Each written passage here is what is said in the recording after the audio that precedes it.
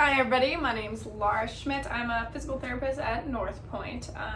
I'm part of the team building committee, and I really wanted to talk about the benefits of exercise. So in PT, I see people all day with different aches and pains, and I know a lot of it's kind of some stuff that's an easy fix, and we have the resources of physical therapists in the building, so I just want to share my knowledge with everybody in the company. This presentation is to kind of say, I want to exercise, I just don't know how, or I want to be healthier and I just don't know where to start. So I'm just going to give a few tips, tricks. I'm going to also have a video, like a PowerPoint that I made that will be shared with this video. You can't see it during this video, but I will send it along. So the first thing is, I'm a physical therapist here. I've worked here for about 2 years. In college, I played lacrosse. I love sports. I like being active. I don't like running, but I do it sometimes because I know it makes me helps keep me in shape and healthy. But why I love to exercise is because it's proven to be medicine to help your body prevent injury and then heal from injury. It can also help your mental health and your confidence. So the benefits of exercise are it obviously can reduce weight. So say you've been feeling like your pants have been a little tight. I mean, one of the quickest ways to do that is to exercise. And if we lose weight, we can have less back pain, less issues with arthritis. It can also decrease your blood pressure, decreases your need for insulin. So if anybody has diabetes, it can help curb that a little bit, less reliance on medicine. Reduces your inflammation, so getting everything moving, joints moving, lets blood flow, clean out the system, and also get your body moving. And then it does reduce the risk of breast cancer by 20 to 30%, which is a pretty big deal. So that's one thing to think about. The other reason I love exercise is because not only does it make you help you prevent injury and help physiological parts of your body, but it also helps your mental health. It reduces anxiety and depression, and the reasoning is physiologically the blood goes to the brain and then it helps calm you down. It can promote social interaction, so if you go to the gym, you can make friends, or you can talk to people about your exercise, or you can find a coworker and go on a walk. That increases your social outing as well. You can sleep better because you're more tired, you're ready to sleep a little bit more comfortably. It improves your energy levels, it allows distraction, and it does reduce the risk of Alzheimer's disease.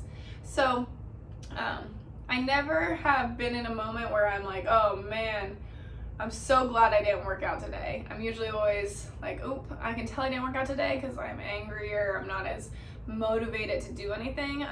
So as much as sometimes getting on the exercise wagon stinks, I'm always happy once I do it.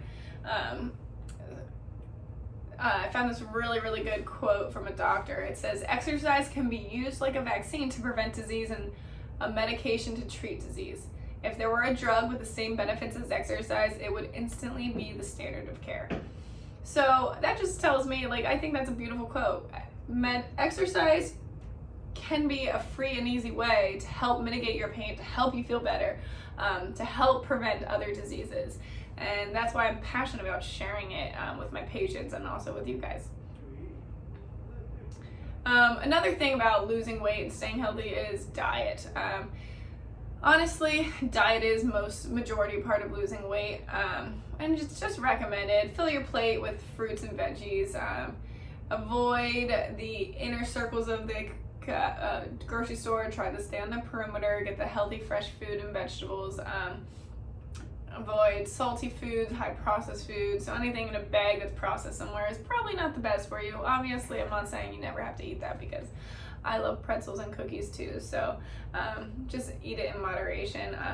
You want to aim for foods that are high in fiber.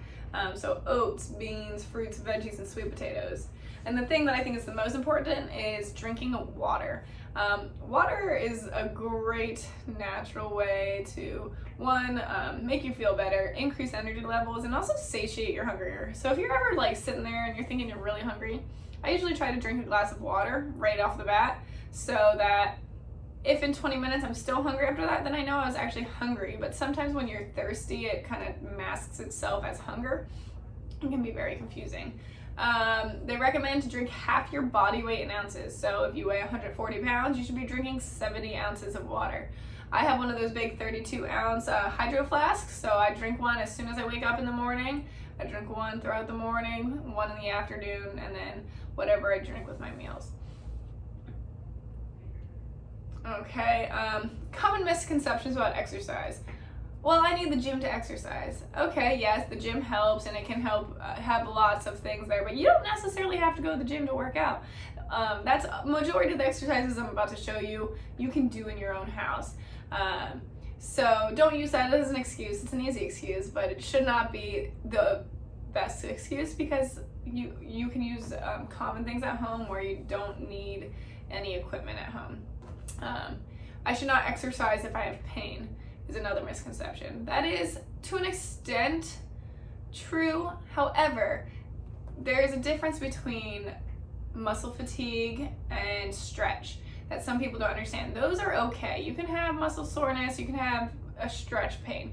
Now, if say you've had pain in your shoulder on the side and you're trying to do overhead stuff and you're still getting shooting pain down your side of your shoulder when you do that, maybe yes, then stop, because that's the issue that you were having before. So doing an exercise that increases that is not going to be ideal. So if you have some ache or pain and it is getting worse while you're exercising, then you can stop that exercise, or you can lighten the weight, or you don't have to do as many. We don't want to increase pain while we're exercising, but we do have to expect that muscle soreness. And then the other misconception is people think, oh, exercise is only for me if I want to get really fit and strong. Well, yes, I mean, that is a way to get fit and strong, but it also, again, prevents injury, which is super important. And again, I see lots of people that come into physical therapy who have never exercised a day in their lives and are now in a lot of aches and pains. Well, we want to try to avoid that, and I want to educate you again how to prevent getting into those situations where not exercising ever can hurt you down the road. How often should I exercise? So it is recommended that you work out 30 minutes a day or 150 minutes a week. You can split it up. You can do 10 minutes in the morning, 10 minutes in the afternoon, 10 minutes at night. A moderate exercise is a brisk walk, dancing, or gardening. And a vigorous exercise is running, hiking, or heavy yard work. So 150 minutes a week. Again, you can break it up into different times of the day. You don't necessarily have to exercise every day, but you want to get moving. You want your body to feel loose, get up and down easily as you get older. People ask, how long do I have to do these exercises after physical therapy? Majority of the time, I say for the rest of your life. If you have an injury in your knee and you do your exercises here, you feel better, and then you leave, in 4 months, when you get weaker, it might start hurting again. So you want to stay on top of it. You want to be able to garner your body and garner exercises as a tool to improve your body's function and prevent pain or injury. Can you overdo it? Yes. I'm not trying to tell people to go from not ever exercising to go on a 3-mile run tomorrow. That is not ideal either. You want to know what your body can handle. So if you've never exercised before and I'm showing you all these exercises, I don't want you to go home and do 30 of them. I want you to go home and try a few, and then the next day you can add more. Okay. I also talked about what's called heart rate max in the last slide, if you are following along with the slides. The heart rate, so obviously you have a daily heart rate. If you have a smartwatch, you can use your watch to kind of keep track of it. 60 to 110 beats per minute is normal. Well, when we exercise, we do want our heart rate to go up. So there is a chart on here. So say you are 30 years old. If you want moderate exercise, you want your heart rate to be between 95 to 162 beats per minute. So again, using your smartwatch is good, or taking your pulse on your hand here is also another way to do it, and looking at the clock, count every beat per a minute cycle, and that's your heart rate. So that's something to kind of keep in mind. If you aren't sure what to start on a walk and see where your heart rate gets to, and then you'll know if it's 95 to 162 beats per minute, you're in the target heart zone and you're doing well. Okay, so now I'm gonna kind of demonstrate a bunch of exercises. So what I did is on the PowerPoint that will be attached to this video, there is a link for what we call MedBridge Go. This is what we use with our patients here. It's sent home their home exercise programs. They have videos and everything. So there's a link that everybody can click on, and it has the list of these exercises. So if this video isn't helpful, you can go to those links, print them out, you can use it on your phone, and it will kind of give you examples and descriptions of the exercises. So the first thing is a squat, the most basic movement of human life, because every time we sit down, we should be doing a squat. Every time we sit on the toilet, we should be doing a squat. So a squat is simply, you can do it from your chair at work. You can stand up and then sit down. All right, so it's a very easy movement if you want to change it from just pushing up with your hands and standing up, because that's what you do normally, and you want to make it into exercise. Again, you want to rely on your feet and you stand up and sit down. One of the things I tell people to avoid, so I'll stand up here so you can see, is this is not a squat. Do you see how just my knees are bending and my hips aren't doing anything? A squat is like you're sitting down onto a toilet. So a squat is bending your hips and your knees, not just bending your knees. The next thing is a lunge. So again, this is a little more advanced, but once you feel like you got the squat down, you can do a lunge. So you put one foot in front of the other and you go straight down, come back up. And you can do the other side too. One foot in front of the other. You can kind of play with it what you want. Usually you want the front leg out further in front so that when you go down, it makes a 90-degree angle there and you can come back up. There are leg lifts, so just laying down on your bed or wherever you are, lifting your legs straight up. Then we can also do side leg lifts, lifting your legs straight up and back down. The next one is called clams. Again, booties are very important to help prevent back pain too. Open your legs here and close. Again, I have videos of all of these for you, so you can go back and look into them. But I just wanted to kind of point out some of the common exercises you can do easily. Arm exercises, you have general like overhead press. You can grab soup cans, or you can just practice reaching up and coming back down. If you do this 30 times without weight, I promise you, your arms are gonna be a little sore, and that's normal. So you're in a W and you come back up. Again, easy to do. Get your arms moving. Bicep curl, bend and straighten. Again, you can do this with a soup can, you can do it with your mouse at the computer, your water bottle, anything, just to kind of get your arms moving. Tricep extension is more of the straightening the elbow. So going here, pushing straight out. You can bend over and do it. Full can iso is an exercise that we use in physical therapy a lot. So if you have shoulder pain, this is one of the most studied exercises that proves that it helps strengthen those muscles. Holding your arm out in a diagonal position, like you have a Coke in your hand, a full Coke can, holding it there, isometric hold. Can you hold it there for 10 seconds, let it rest, come back up? If you start to see your shoulders shrug like this, you're not doing it right.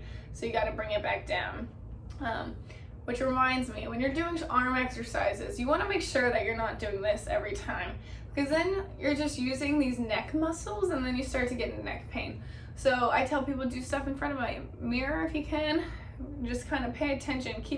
You gotta use those muscles a little bit, but if your shoulders are coming up to your ear, you are gonna eventually cause more harm than good.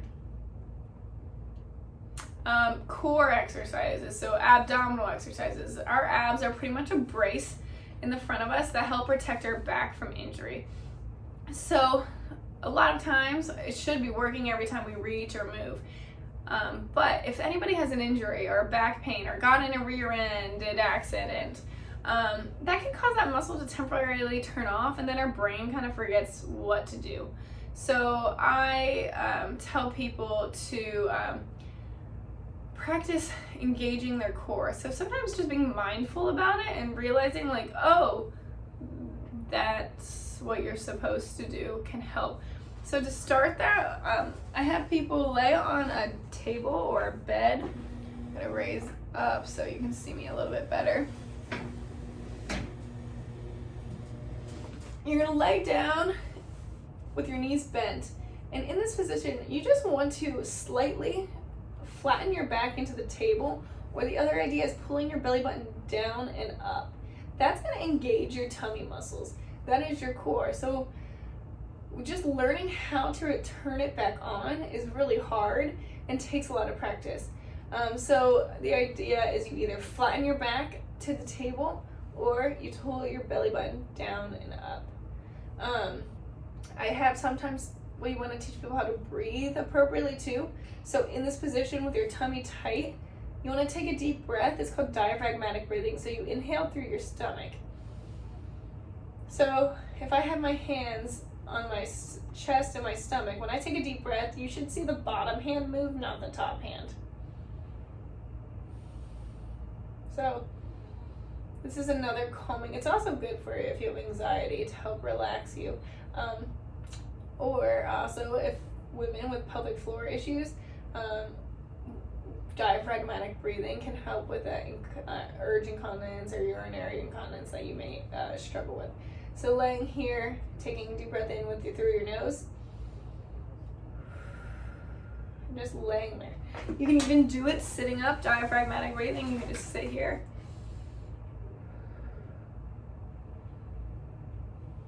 And that just really is a very calming and important exercise that I like to show most people just to kind of add to your daily routine. Again, all of these exercises have pamphlets or codes connected to them that you can look up more information. Now, stretching is also very important. A lot of people forget about stretching, especially for everybody who's been sitting at a desk all day. You're not moving as much, you're more stationary, so your body really needs to stretch. Because if I'm sitting like this all day, my body gets tight in the front here and then it gets stretched out and weak in the back. So the next exercises I'm going to show you are stuff that you can do at your desk at work. So I'm going to be dangerous here, put this chair up here. So if you can see me, I'm on my chair at work and I'm sitting here, no patients around. I'm going to straighten out my leg and lean forward. That's going to stretch the back of my leg. It's an easy stretch to do at your desk. You switch out, do both sides, 10-second hold 10 times. You can also bring your one leg up, so cross your leg over, and just sitting like this is going to stretch kind of your hip and maybe your buttocks. So if anybody has pain shooting in their butt, this is a really good stretch. You can even do this while working with a patient. You can lean forward. That's going to, again, stretch that butt a little bit more. There's also sitting at your desk. So again, we're like this most of the day, I'm sure. You want to sit upright and put your hands behind your head and just kind of reach back and relax into that stretch. I don't want you arching your low back. That means you're doing it wrong. You're going to keep your tummy tight and just reach back. That should be a stretch in the front of your arms here and into your mid back. So those are some that you can just do while sitting, which are really easy. And then the other thing, if you're sitting all day, is the front of your hips can get really tight because I'm in that bent position. So I'm going to show you a stretch. So when you stand up and you're taking a break at work, you can go in a half kneel position, put one foot in front of the other. So if I'm stretching my right leg's down, and I'm just going to squeeze my butt. In this position, I feel a stretch. But if you don't, you can kind of lean forward a little bit more, and that's going to stretch you a little bit more. So that's one you can do kneeling. Now, if you're at work and you don't want to kneel, you can do the same thing standing. Just put the leg you want to stretch behind, and then lean into it and stretch the front of this leg. So again, I have pictures of all of these in that link that is on the PowerPoint that will be connected to this. How to do this at work. Stand up more often at work. Walk down the hallway. If you don't have patience, try to do some sit to stands while you're here. Go down, squeeze your butt cheek. You can raise your hands above your head, get your arms moving. Do some moving your arms back and forth, shoulder circles if you have space. Again, those little movements, you don't have to do it for 30 minutes straight. You can build up your exercise throughout the day, and that still is going to strengthen your muscles. You can find a friend to go on a walk at lunch. There's a nice neighborhood out back, or walk around the parking lot a few laps. Do your stretches in your chair at work, preferably when it's not busy. But yeah, this is what I have for you guys. I hope this is enough information and wasn't too quick. If you want more information, please let me know. I'd be happy to have an in-person meeting, because I am passionate about teaching exercise to people so that they can prevent injury. So if you have any specific questions, you can email me, lschmidt@fixbones.com. But I hope this was helpful, and I'll talk to you later. Bye.